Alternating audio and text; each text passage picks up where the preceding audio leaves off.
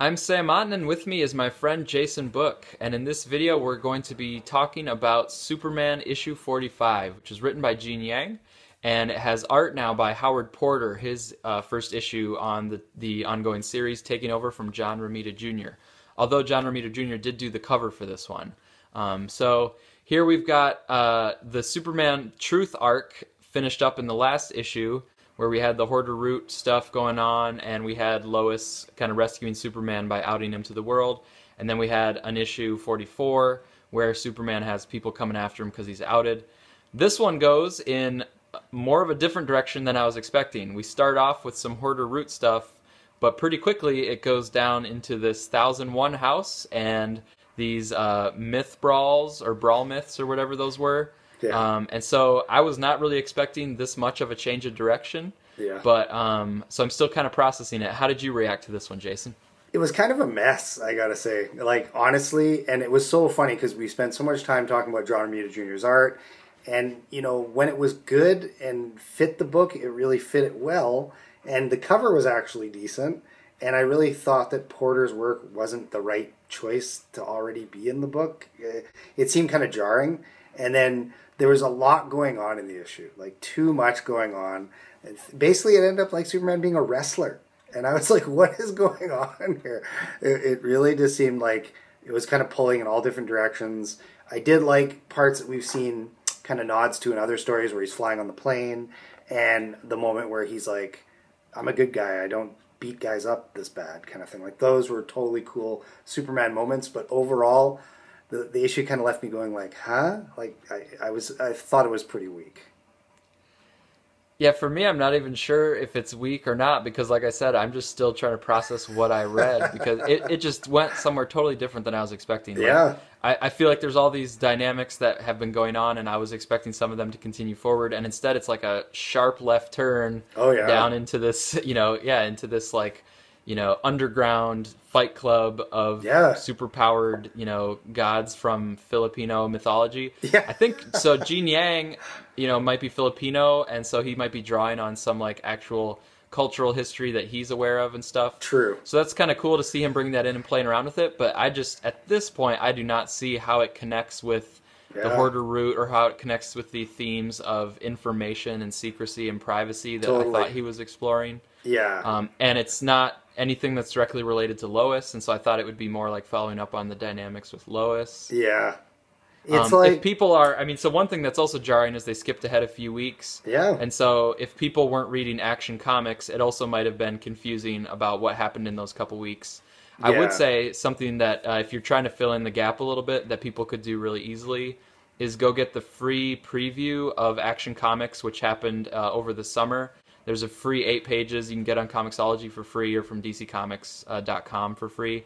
And Yeah. that will at least explain how Superman went and lost his suit and lost most of his cape. So That's true. If at least you're curious about that, you can see those 8 pages of Action Comics. Yeah, and even that little intro in Convergence or Divergence or whatever did that as well. And yeah, like, even if they'd done this, and that would have been crazy, but you need like an anchor in there, like another DC villain to be there that's like a brawler guy that maybe Superman could have had to end up fighting, who he's fought before and easily handled.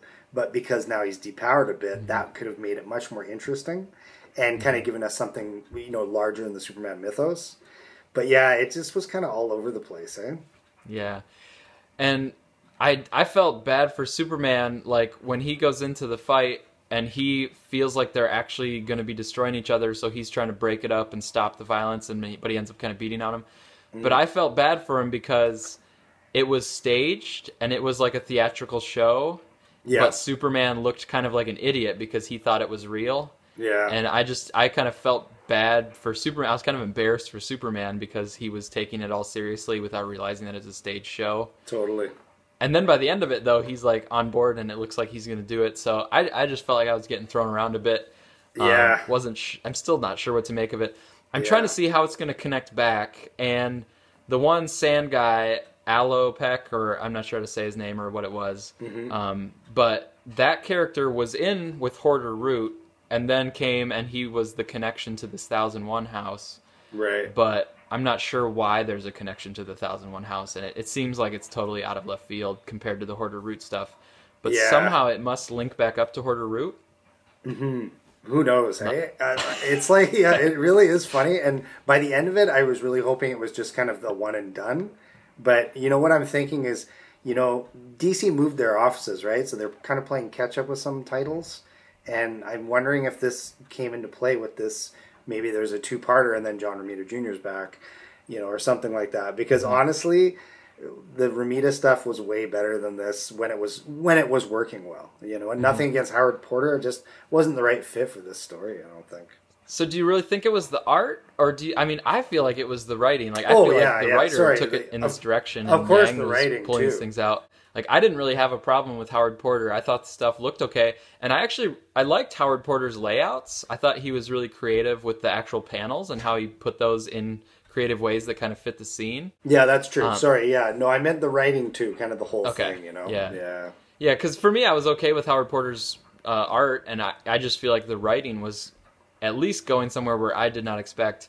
Maybe in a few issues, we'll see, like you were saying, maybe it's going to somehow connect back up, or maybe this is just a temporary deviation and somehow it'll make sense later. Well, But at the moment, it seems like it's kind of out of nowhere. yeah, and one thing I wanted to comment on when we were talking about this coming up and saw some of the Ramita work and thought sometimes it fit Superman, sometimes it didn't. A depowered Superman is like something that Ramita could draw really well because I was going through my old Kick-Ass comics and he did the scenes of the fights, like the brawling type fights, so well in those comics. Yeah. If we had a Superman that was kind of really going out like that and able to kind of give it his all because he didn't have his super strength as much, that could be some good storytelling that I think would benefit of having Ramita there to kind of show how he's kind of depowered and kind of really more of a slugfest.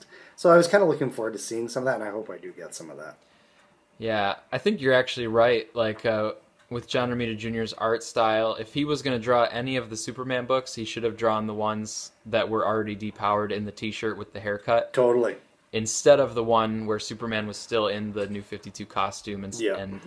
Yeah, I think that's probably a good call. And so it's kind of like he left right at the moment when maybe his art style would have started to fit. Yeah, hopefully, like I want to see this part of the story just kind of be over with and him kind of have a nice end to his run on Superman, and not just have it end like this, hopefully. Yeah, I'm now just really curious for the next issue because I'm like, what is going on? What else could happen? So definitely not the reaction or the kind of thing I was expecting, but Yeah. just kind of this morbid curiosity is making me look forward to 46. Like a train wreck, right? You It can't is, look yeah, away. Like, can't look away from it. But I don't know, and I'm not sure how these like Filipino mythological characters are going to fit in with like the Vandal Savage and the Wrath stuff because I Yeah. thought those were all kind of going to tie together. So, Yeah, it's kind of weird. I don't know. Yeah.